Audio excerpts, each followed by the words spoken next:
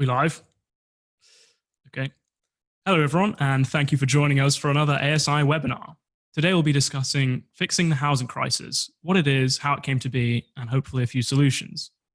The scale of the crisis should not be underestimated. Home ownership is at its lowest point in a generation, and it is clear there is a crisis of affordability. An increasingly large share of income is spent on housing, one third of income today compared to 1/5 15 years ago.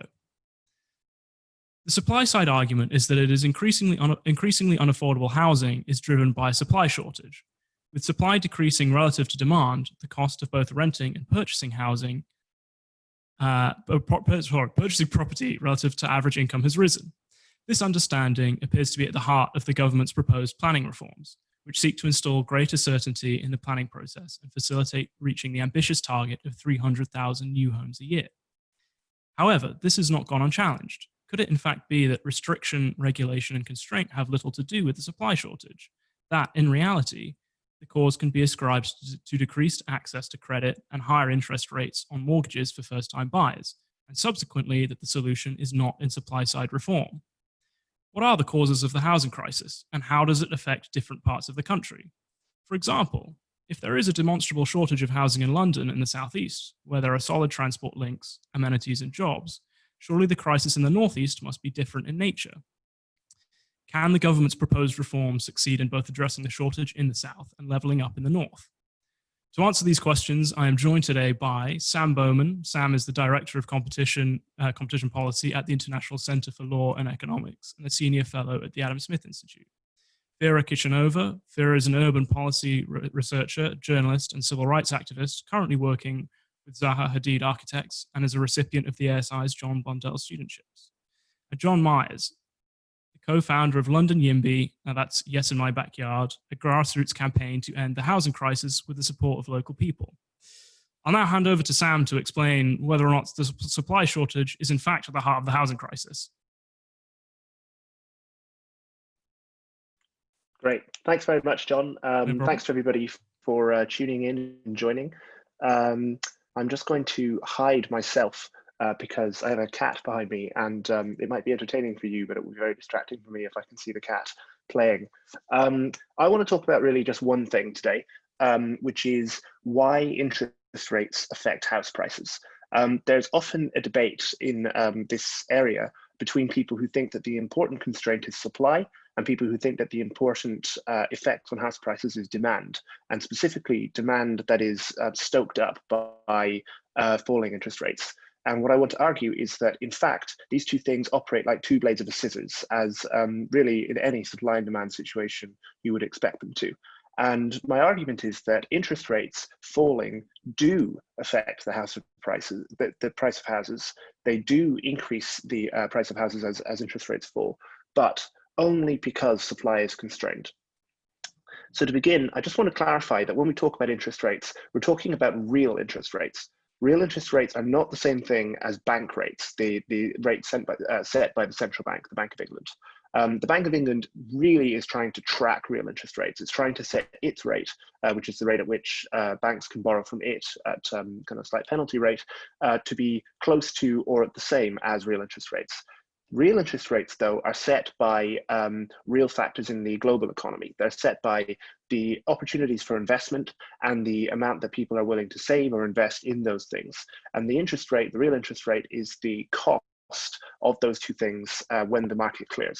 So if we suddenly discover that there are loads and loads of really productive things that we could do that we didn't know about in the past, we would expect, all other things being equal, that to raise interest rates, because the amount of money that we can get from investing in those things would rise. So we would demand from other things more money as the kind of price of foregoing that money. When we decide that we want to save a lot more money, or when we decide that, for example, we discover that in fact there are lots of things that we thought were worth investing in that are no good anymore, interest rates fall. This may be the case at the moment. It appears that we're going to be a lot poorer in the future than we thought we would be, for some reasons, maybe to do with COVID and a few other things. And all other things being equal, discovering that we're going to have fewer productive things that we can invest in, if we're still saving the same amount of money, should cause interest rates to fall. Now, the effect that has on house prices is that houses are an investment that make money for you. You can rent them out. The yield that you make on renting houses out when you buy a house is something just like investing in a stock or investing in a business or investing in, let's say, a piece of fine art. The return that you make from housing is an investment just like the return you would make from all those other things. So when the price of other investments falls, if the return that you make from housing, which is the rental yield, stays the same, then housing should become relatively more attractive. It should become a better option for you to put money into housing. The other way that interest rates falling can affect the price of housing is by making it cheaper for people who want mortgages to buy a house to live in, for example, to borrow. So those people can borrow from somebody it's a little bit like investing in a business. When you invest in a mortgage, when you lend to somebody, you're saying, you give me X amount of money for the next 10 years and I'll tie my money up in in what you want to do with that, which is buy a house. So if other opportunities that we have for investment become less attractive, then the benefit of giving money to a mortgage increases, and so you're willing to take a kind of lower price on the mortgage market. So people borrowing for mortgages can borrow more cheaply. So ultimately, they have more money to borrow with. It's cheaper for a given amount of money that they would want to repay with, for them to kind of borrow more money upfront. So those are two ways in which interest rates can affect the price of housing. And many people argue that this is the number one reason that house prices do fluctuate. Now, actually, I think they're probably right, but only in very, very specific circumstances that happen to be the circumstances that almost all of us live in right now that don't need to be. And that is a circumstance of extremely constrained supply.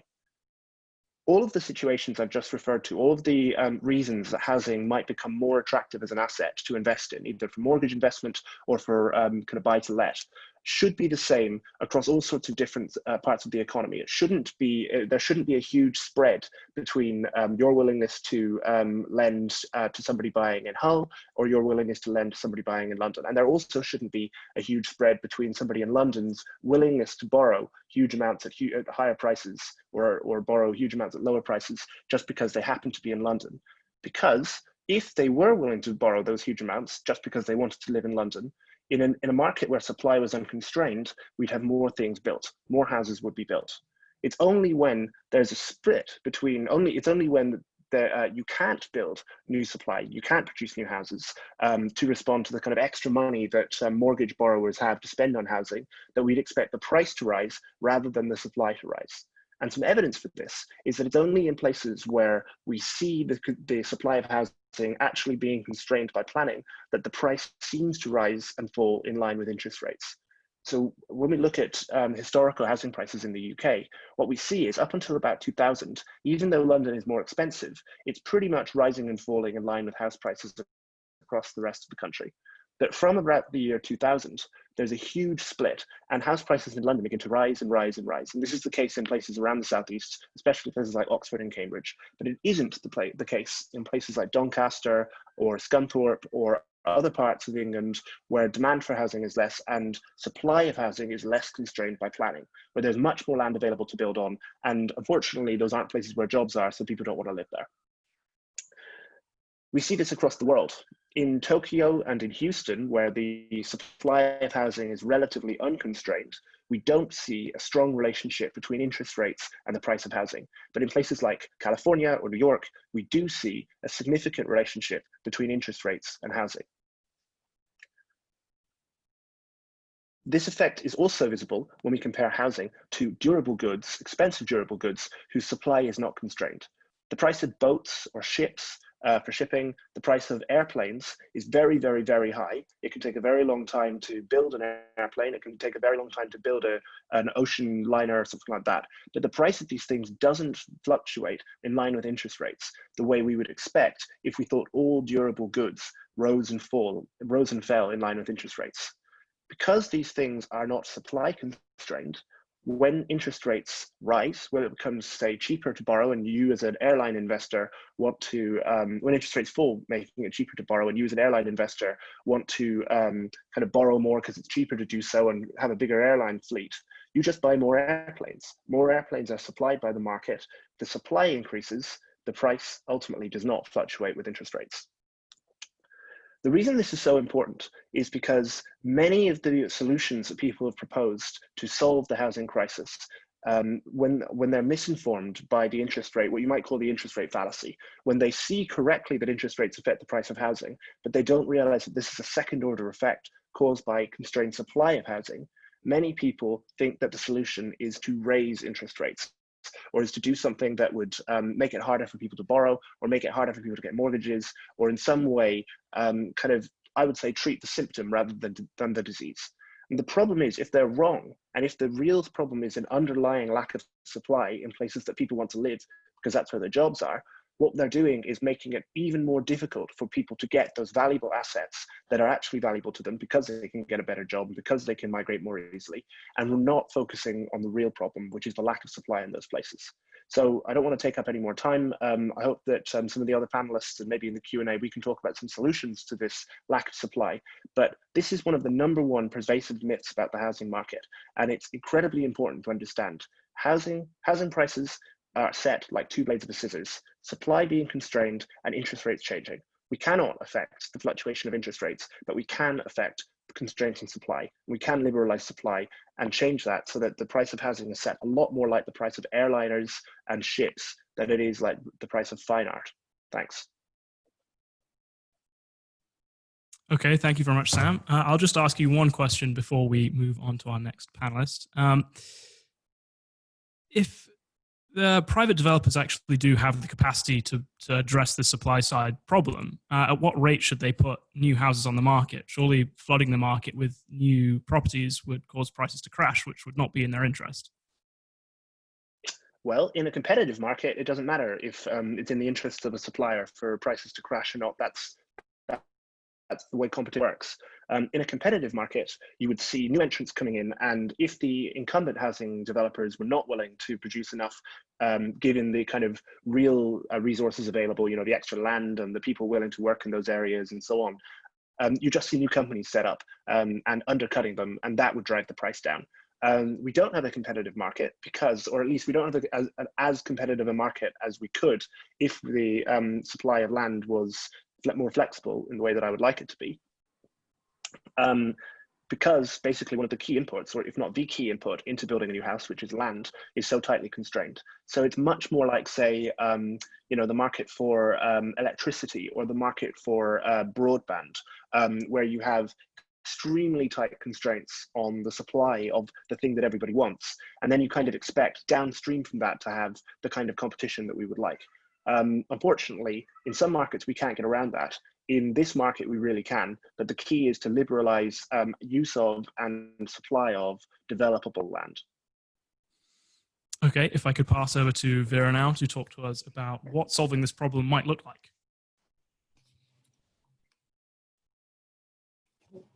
Thank you, John. Good evening, everyone. Thank you to the Adam Smith Institute for organizing this discussion. So the pandemic has changed our society dramatically, but once again, it has shown how capable we are to adapt to changes. We as individuals, as private sector, are adapting rapidly, but we only can do so within existing legal frames. And expanding these frames is something that we should welcome.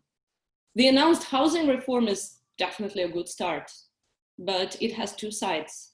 Cutting the red tape is surely a positive step, and it's a long-awaited development. Excessive regulations, planning restrictions, NIMBYs are suffocating our housing market. All of us here have been saying it for quite a while, and it looks like we have finally been heard. So let's celebrate, right? Well, there is another side of the coin too. When Prime Minister Boris Johnson proclaimed his famous build, build, build, he called the program the New Deal for a reason. Like the original New Deal introduced by Roosevelt, Johnson's one is deeply Keynesian in its core.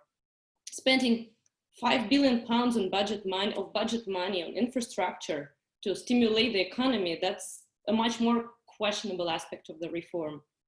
And one may eagerly say, yes, in my backyard, but at the same time, not with my money. Like in any other market, housing market behavior is governed by supply and demand. So demand for the new homes have been growing for decades and decades. The supply must be catching up, but it doesn't.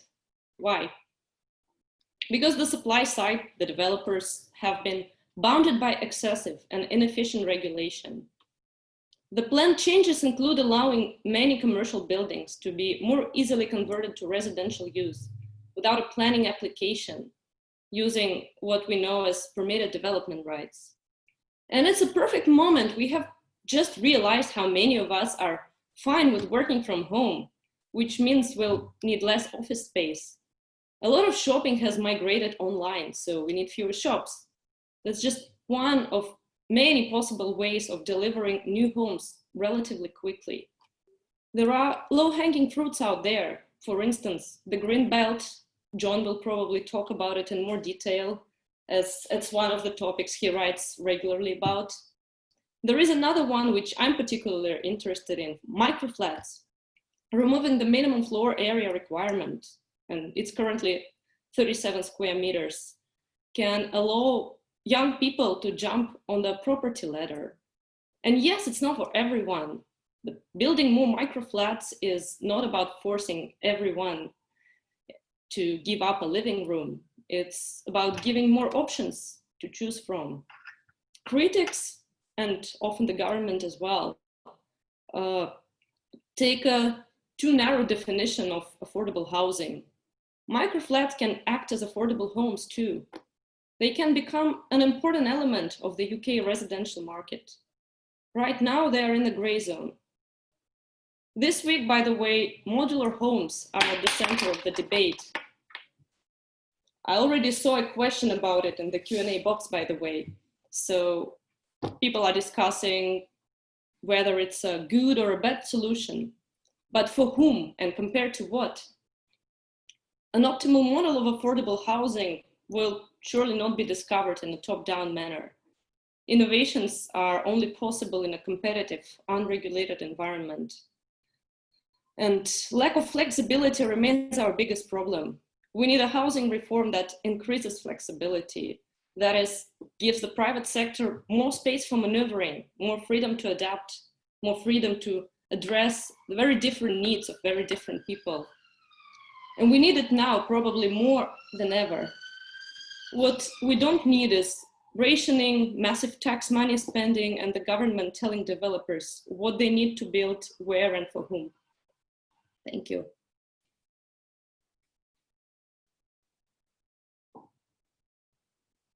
Well, thank you very much, Vera. So I have seen it. I've seen it said that rises in home ownership and rapidly expanded supply have almost always been associated with significant government programs.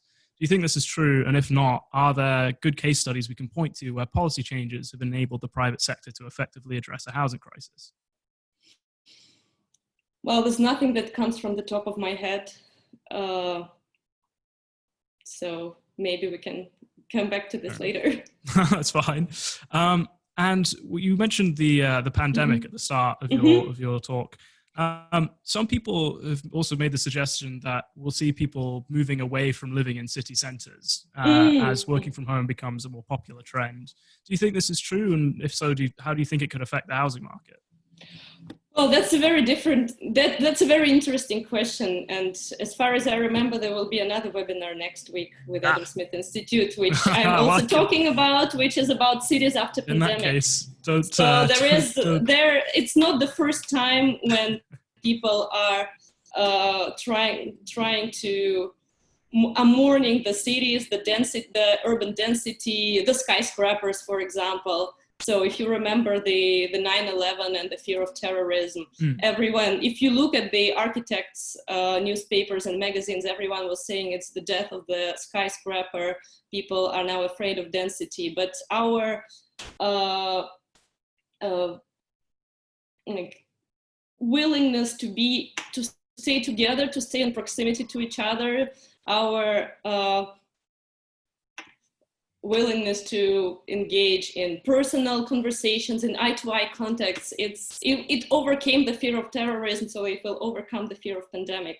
People still will. So in the short term, yes, we have been sitting at home for quite a while, and many of us have discovered that, probably well, have realized how important it is to feel safe and secure and comfortable in your house. So this that's another reason why this reform is very much ripe. The time is ripe for the reform. But in the short run, people might be thinking that there's not so much to do in the city center. So the prices may grow less fast for the inner London and for outer London properties. But in the long run, we need to stay together. That's the so basically, city is first and foremost a labor market, and being in the center means having access to jobs, having access to amenities, having access to each other, because that's why we need cities, because we interact, and through these interactions, we see the synergy, we see the creativity, we see the serendipity that brings innovation, brings prosperity in the end of the day. So yes, in the long run, cities will survive. In the long run, cities will remain the hubs of growth and innovation. Cities are here to stay then. Okay, in that case, I would like to move on to John Myers finally, who can tell us about taking on the green belt. Thank you, John. Well, first of all, in answer to your question, by the way, in terms of other examples of private house building that have led to huge increases in home ownership, the 1930s is a primary example, and I'll mention Nicholas Crafts, who's written about that at length. So worth looking at that if you're interested. Thank you, and again, thanks everyone for joining. I'm going to kick off. I'm going to ask a quick question for people to ponder while I'm talking, and then a puzzle. And the question is, if you refuse to share your home with a homeless person based on your property rights against trespass, are you a NIMBY? And if not, why not? And while you're thinking about that, here's a puzzle.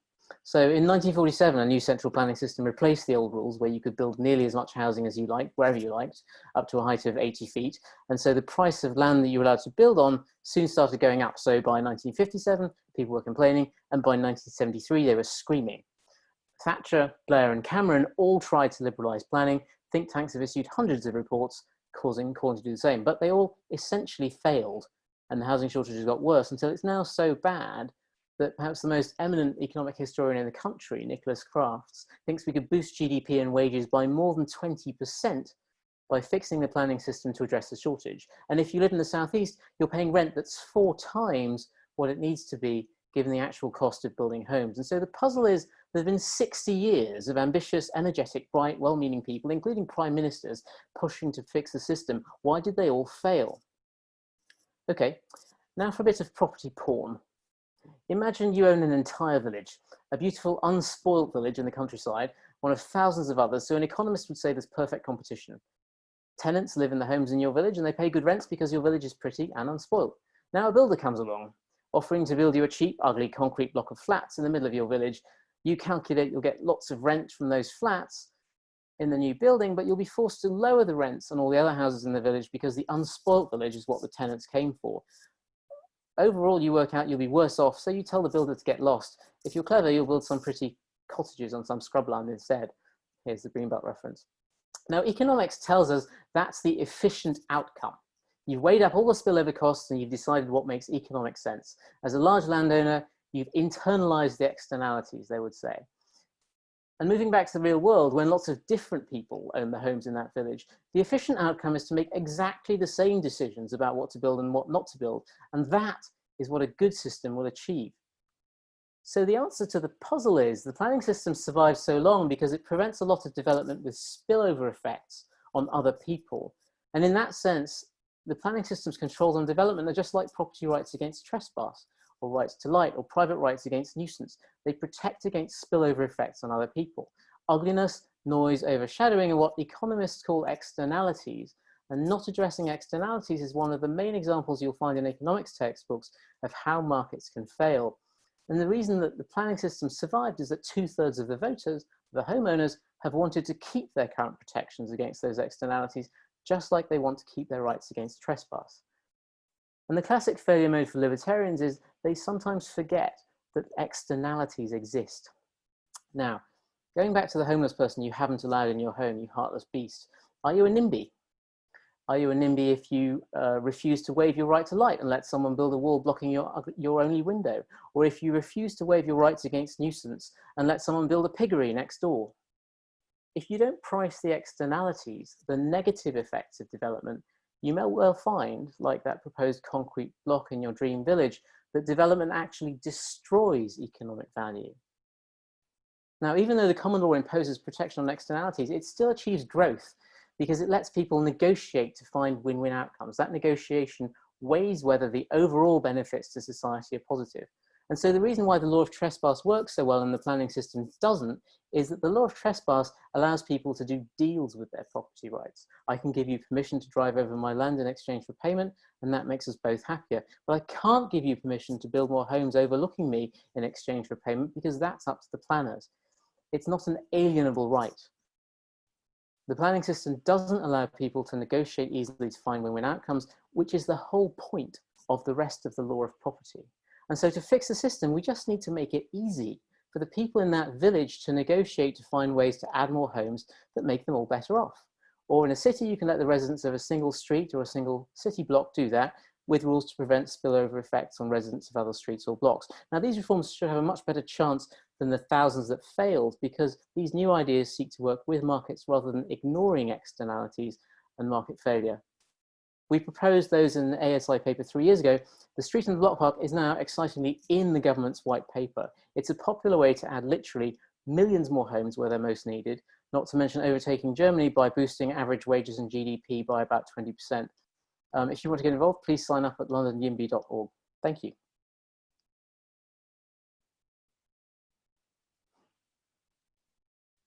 Well, thank you very much. Okay, so in terms of the government's proposed reforms, do you think there's anything that they're missing in terms of what kind of developments you think need to take place? Are you asking me or the panel? You, sorry. I don't think there's a general area that they're missing. They're seeking to enable development in the right places. You know, I think I'd encourage more emphasis on the sorts of ideas that I've just talked about, because I think those are the most durable way to really get high volumes that won't get overturned by a subsequent government. But I think that, you know, their intentions in terms of development are in the right direction. Okay, so I've got a very interesting question in the Q&A section, which I would like to ask the whole panel. I'll read it out to you now. Our whole panel is completely missing the point.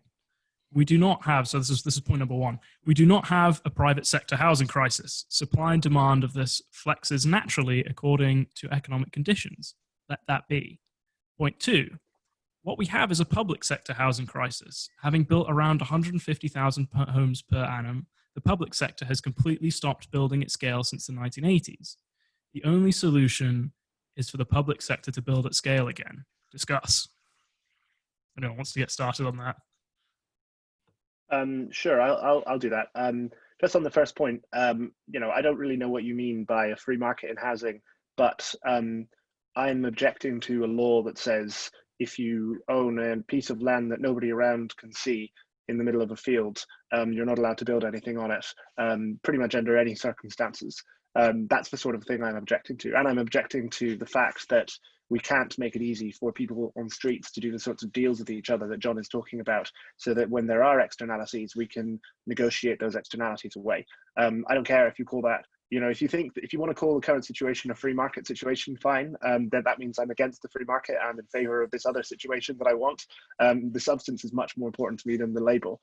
On the point about private sector and public sector, it's really, actually, the aberration was the period running up to the 1980s. It really was not the norm prior to the Second World War that the public sector or the state sector would build many or most of the houses. And in fact, the biggest period of house building we've ever had in this country was the 1930s, when the private sector built between itself nearly 300,000 homes every single year. This was almost entirely a private sector boom. It's responsible for many of the houses we live in today. The politicians responsible, Neville Chamberlain, in fact, before he went on to smaller and less great things, was so popular because of this that there is a #1 single in the charts that included the line, "We love you, Mr. Chamberlain," because people were so grateful to him for enabling this private sector house building boom. I incidentally don't think that there needs to be an either or. I don't think that we need to have a strong view or a strong line on the state's role in house building. I would just like to make sure we're not in the way of the private sector building when it could do and when it would like to. Okay. So I have another question here as well, which is there any room for zoning laws in guiding the feel of a neighborhood and preventing a single zealous developer from completely changing the nature of a neighborhood? Or should developers be allowed to build as high and gaudily as they wish, even if that means neighborhoods lack character? Well, I'll go Vera first, so then I'll go over to John. Yes, so I would like to answer. I saw this question, I think it comes from Otto, right? Hi, yes. Otto. What you call the character of a neighborhood is itself is a public good and is a marketable good. So this is something that the developer, if the residents or the potential residents of a neighborhood value it, and we all value it, we choose, this is one of the main things that we consider when we choose a place to live, like the character of a neighborhood, whether it's a quiet, family-oriented, or it's a buzzing, central, young area.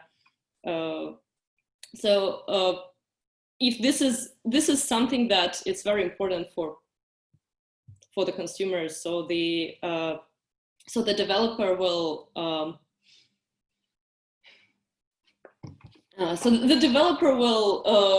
has an incentive to deliver it, has an incentive to either protect it if there is a character of a neighborhood that people value, that they want to pay for, or to deliver a character of a new neighborhood. So people pay for it, so the developer has an incentive to protect it, to enforce it, to okay.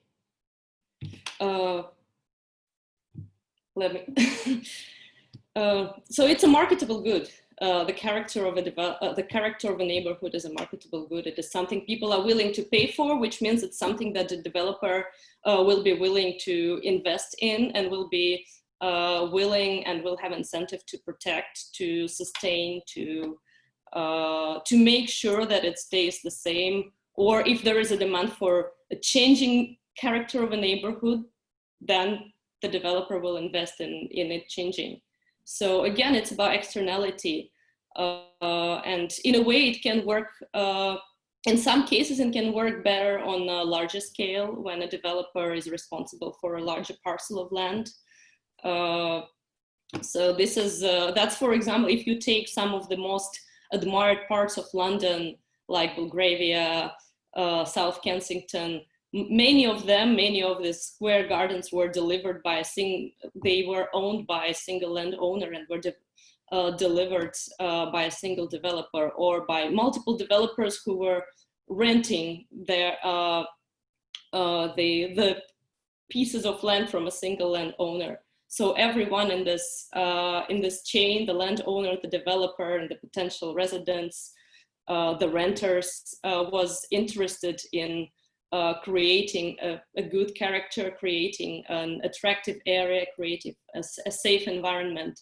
So this is something that used to work in many cities, including our city of London, before the zoning laws, before regulations, and this is something that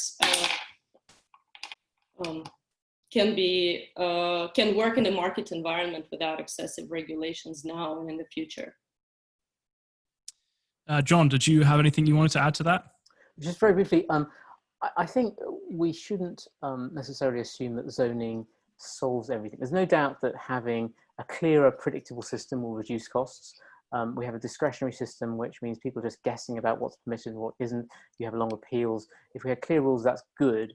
But let's remember though, New York City with a zoning system, if you look at Manhattan, 40% of those buildings contravene current zoning laws. So zoning of itself doesn't necessarily get you all the way to where you want to be.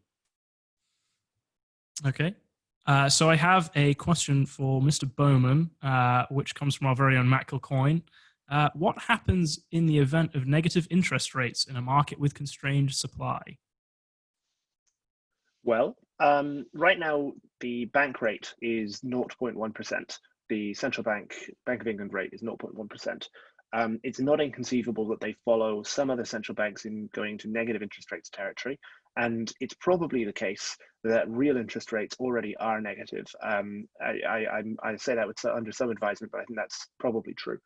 I don't know that that would have a significant or dramatic effect on the mortgage lending market. The reason being that as well as real interest rates, banks and other mortgage lenders have to include things like risk in the cost of lending. So they're not just passing on bank rate or the real interest rate. They're passing on also, or they themselves are trying to lend to make a little bit of money and to account for the risk of the property market falling and you not being able to pay them back, or for your individual circumstances changing and you not being able to pay them back in that way. So my suspicion is that probably it wouldn't have that big of an effect, because I don't think that real interest rates can get that low. I don't think they can go that negative. I think there's a sort of a kind of a lower bound, if you like, to that isn't zero, but is below zero, but isn't that far below zero to negative interest rates. And so there's kind of no situation where we would see kind of negative interest rate mortgages where people were being literally paid to borrow.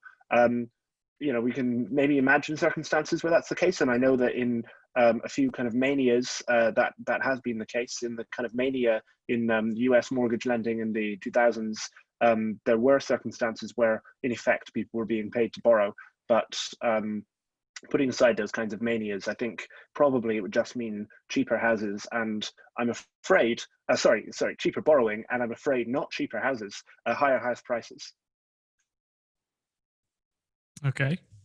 So I have a question that I haven't really considered myself before, which is, could factory offsite house building methods make construction more affordable for the majority of people who need housing? And could factory methods be an export opportunity, either as a product or a licensed IP? If anyone knows anything about that. Yeah, I can say a few words, because since I work in architecture and this is quite a hot topic among architects, prefabrication of site fabrication.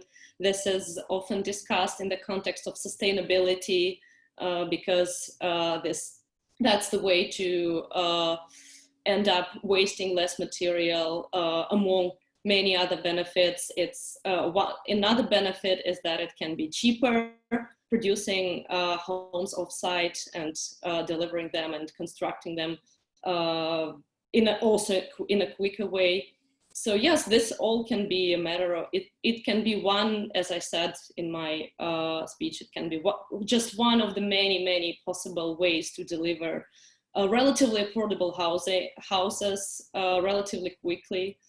But I've been just seeing in the last, there was several articles on the real estate portals in the last week discussing that this can be one of the possible response to this housing reform, that we can and should, or should not have more of this prefab housing houses. And this has also been in some cases linked to the micro housing, because some of these prefabricated houses, some of them are quite small and some of them are targeting the young urban professionals, the same people who are supposed to be the target audience of the micro flats. So yes, this is one of the solutions, but not the only one. So again, the critics are saying this is not for everyone, but every solution is not for everyone. We live, especially if we take London, there are very different people with very different priorities. For some, the priority is a big house. For others, the priority is a prime location.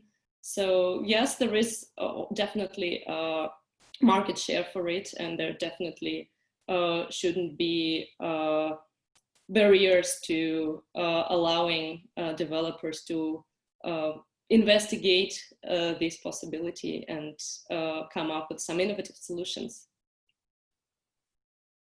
John? Thanks, I agree with that. I think it's just worth remembering. So in 1920, 100 years ago, a house literally cost less than the average car cost. And since then, that 100 years, the car industry has made astonishing progress in mass production, in factory production. The house building industry has not made anything like that degree of progress. People are very happy to buy a high-end car that's been mass produced. I suspect they'd be happy to buy a high-end house that was mass produced if we allowed that sort of innovation. But just taking a step back, if you look at the cost of a typical home in London, something like 3/4 of the cost of that house is the land with the planning permission to build it. So the cost of construction is not the biggest problem that we face in the southeast of England.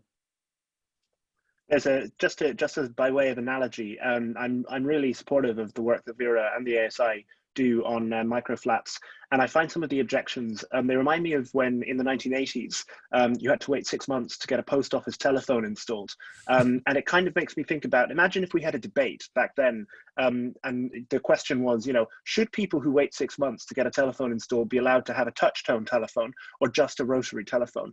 And the objection was, no, it's outrageous that after waiting 6 months you should be given a touch tone telephone rather than a rotary telephone. People should have to wait 6 months and get a rotary telephone. And it's a little bit like that. It's sort of strange to take as a given the huge expense and the huge constraints that are kind of across the entire system, that microflats for many people are the kind of most rational response to, rather than saying, what are the really underlying causes here? And can we solve them? If you object to microflats, I think as a rational response to those constraints that do exist, microflats are a very, very sensible move. And if you don't like the idea of people living in microflats, you should be trying to change the system, not trying to stop people from accessing them. Okay, so I want to get a bit more political about the housing crisis, if you don't mind. Home ownership has been a significant plank of the Conservative Party's electoral pitch for quite a long time. And even 30 years ago, people predominantly either rented their house from the council or just owned their own home. Is the growth of the private rented sector permanent, and should the Conservatives just get ahead of the curve by leaving behind the idea that home ownership is a core component of owning capital? If so, should this be done by legislating for greater protections for renters? I don't want to take a political question.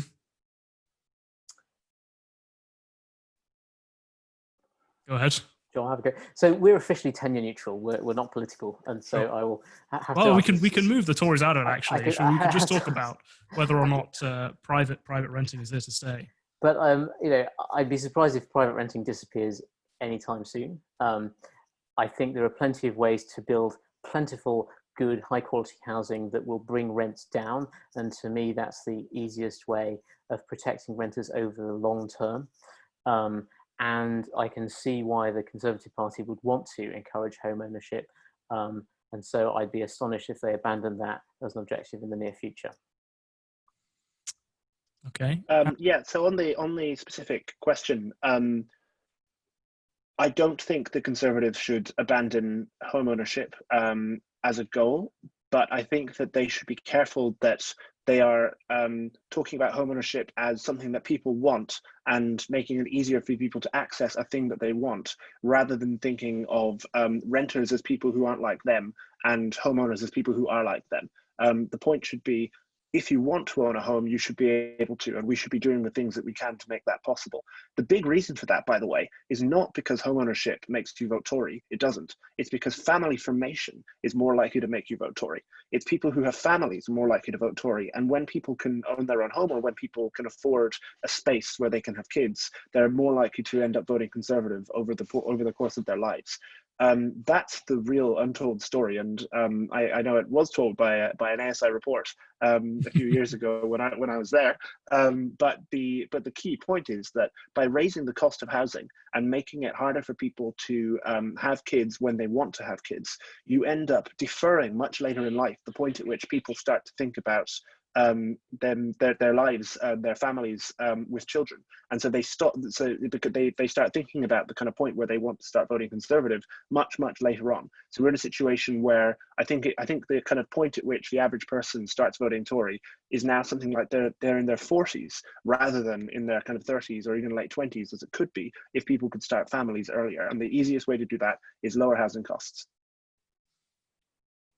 I mean, sort of as an extension to that, the government's policy has been in the past to increase subsidy of purchase and rental of homes, like Help to Buy and housing benefit and LISAs as well, which presumably would put upward pressure on prices. But these policies have been done for other reasons, but perhaps because they're politically popular. Why do you think that's the case, that they would be so popular? Well, partly because they're a subsidy to people who are receiving them, and subsidies are popular, as we saw with Eat Out to Help Out, no matter what the damage is, as we are seeing now with Eat Out to Help Out. But I think partly because shuffling deck chairs on the Titanic is popular if you happen to be one of the people who gets a deck chair, and you haven't yet realised that the iceberg is heading for us. I don't want to over-egg the dangers and the costs of things like Help to Buy, because I think ultimately they're fairly marginal policies that definitely didn't help the market, but are kind of almost a sideshow compared to the what's really going on. I think that and this sort of goes back to my earlier remarks about focusing too much on the demand side, I think is a mistake, because a lot of the phenomena on the demand side to do with borrowing, to do with people's access to credit, and the things that led people in government to think that Help to Buy was a good idea was all because they sort of took it as a given that supply was constrained and that there was nothing we could do. That's why I think kind of ultimately it's so important to listen to John and to listen to people who have kind of politically practicable methods of increasing supply. Because for one thing, if you're too dogmatic or you're too extremist and you only propose, abolish the green belt, abolish all planning regulations, which I don't even think would be a good thing. But if you propose those sort of things, then politicians will ignore you and won't think about the supply side at all, and will just shuffle deck chairs around the Titanic.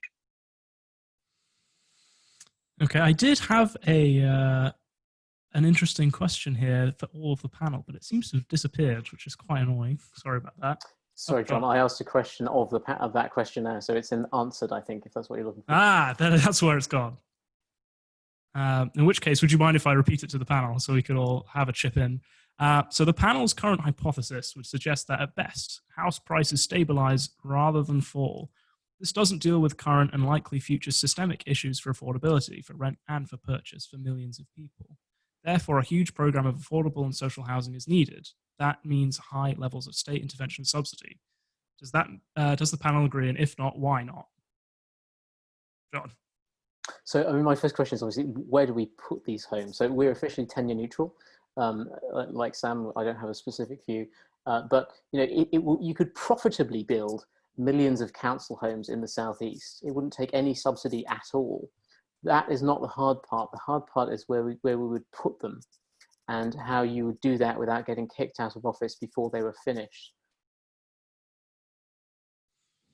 Okay. In terms of how the housing crisis affects areas outside of the southeast, is that a crisis caused by a lack of supply, or is that predominantly a crisis of quality housing, do you think?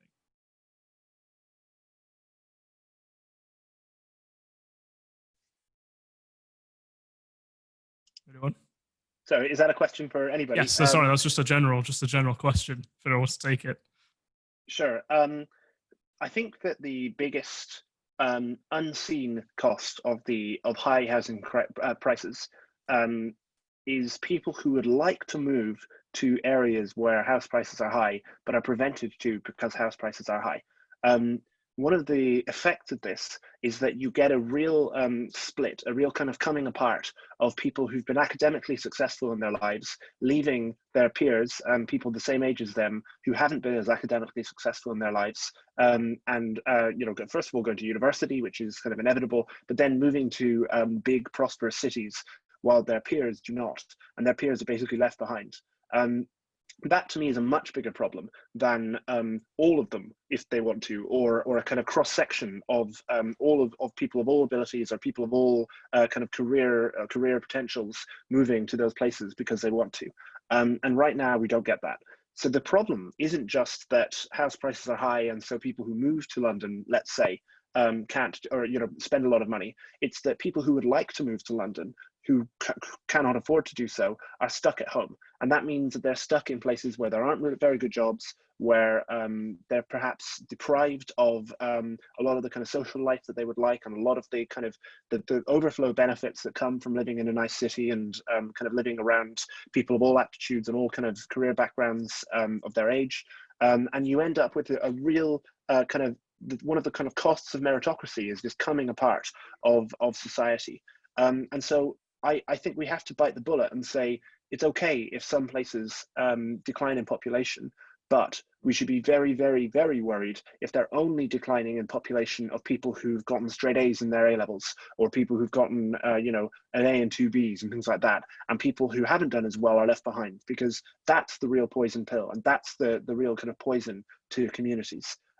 I think really what we should be looking for is a kind of world where anybody can move to London if they want to, and where the cost of, and not just London, I'm saying London because it's the largest city in the UK and kind of one of the most prosperous.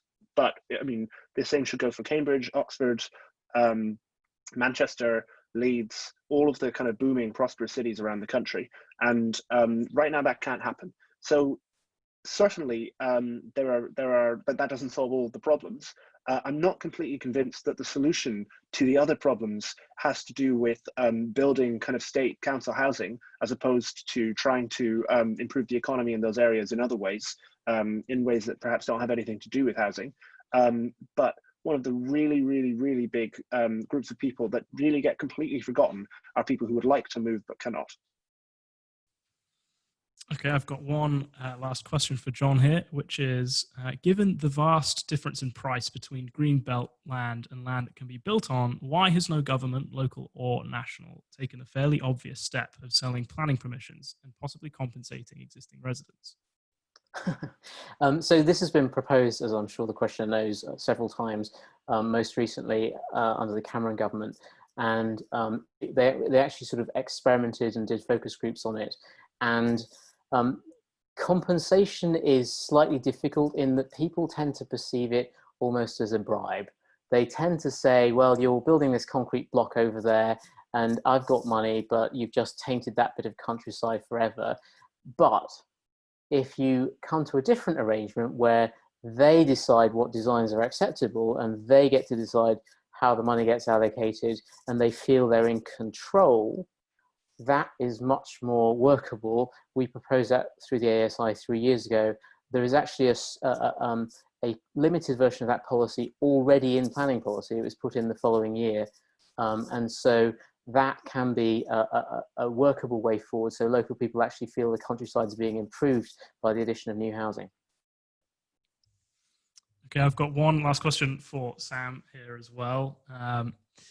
Regarding interest rates, is it possible to, instead of making the argument that low interest rates cause high house prices, that instead high house prices reduce the real long-term interest rate through reducing long-term growth? Basically, has Ian Mulhern got the direction of causality wrong? I think that's an excellent point. I think it's a kind of a secondary, like it runs alongside. It's true in addition to the point I'm making, but it really gets to the heart of the reason that you should care about this. Even if you own your own house, even if everybody you know owns their own house, all the kids you're going to have, you think will be able to own their own houses, you should still care passionately about this, because the huge effect that expensive housing has on growth.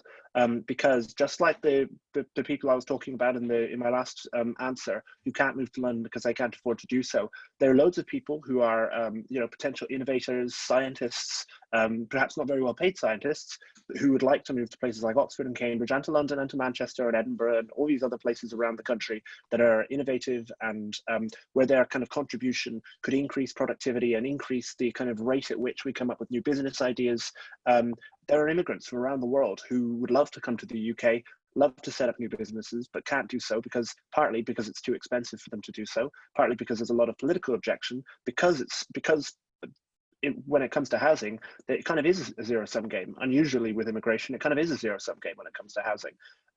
Solve that problem, eliminate that zero-sum game, and make it much easier for innovative, productive people to be around each other and come up with new ideas and new businesses. And you'll increase the overall rate of growth. And that's something that benefits everybody. So even homeowners, even people who really feel amazingly comfortable and completely detached from this kind of debate, if they care at all about the prosperity of their lives and the prosperity of their kids and their grandkids, they should still want massively liberalized housing in order to have massively cheaper housing, because it will give us massively increased economic growth. Okay, and one final question for Vera regarding micro flats. I don't think it's a secret that they're not particularly popular or well understood by older planners or older developers. Do you think it's necessary to bring these people on board if we're going to make a real good run of being able to build micro houses? So the thing is, in a limited way, it's already possible to create micro flats. It's just, as I said, they are in a gray zone.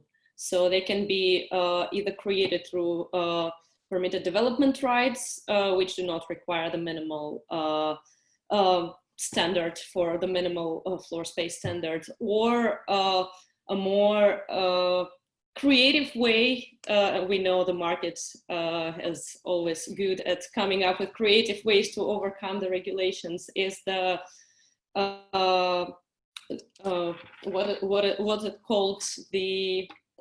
what's it called? I forgot the word. Give me a second. No worries. Yes. Give me a second.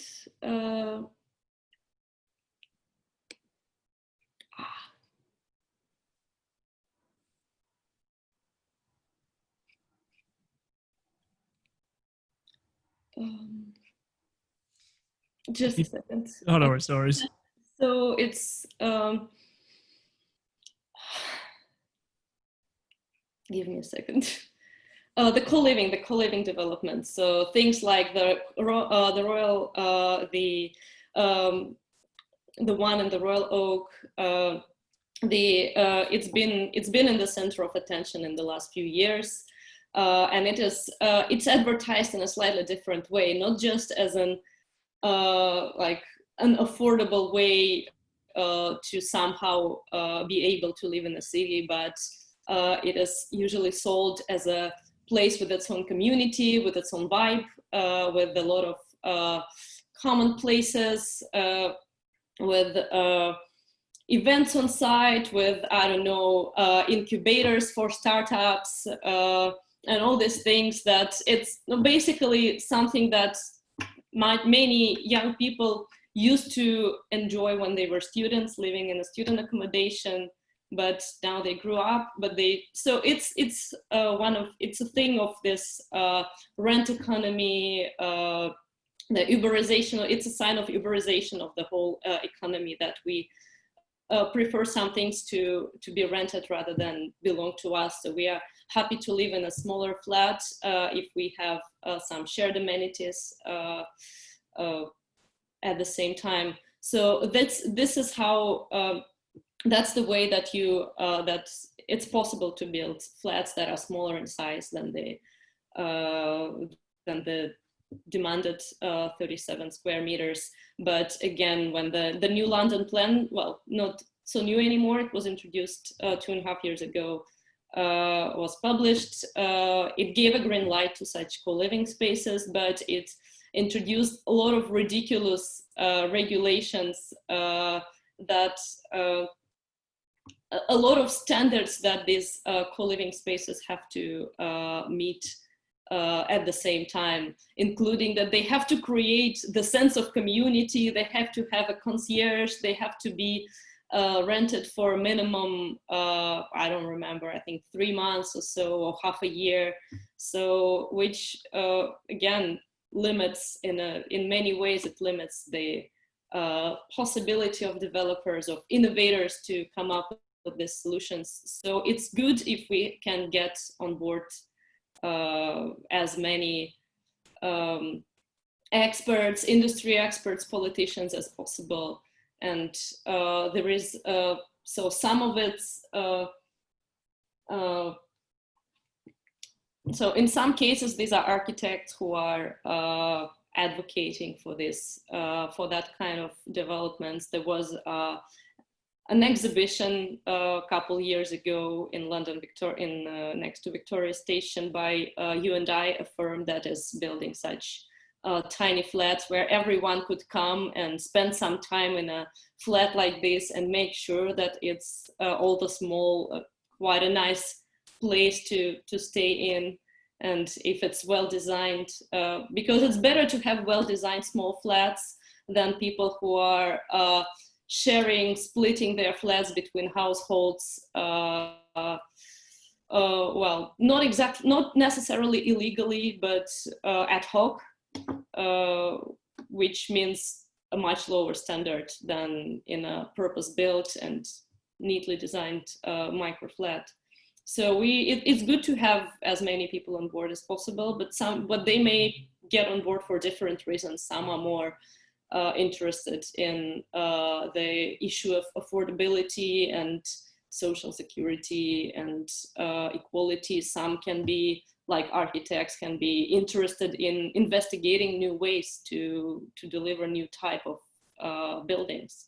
And as I said before, now everything's changing, and we have seen, so in the beginning of the pandemic, of the lockdown, there was a lot of panic buying, for example, and then in 2 weeks, all the products were back in stores. So we have seen very clearly how we can adapt, how private sector can adapt. So we just need to give a green light to them. All right, well, thank you so much. On that note, I think I will end the session. I would like to say thank you to all of our excellent panelists, and to the audience. If you've enjoyed the session, please don't forget to join our webinar next week, which will be talking about the future of cities. So we'll be building on what we've said here quite a lot, I think. All right, thank you so much for everyone, and see you soon. Thank you. Thank you. Thank you.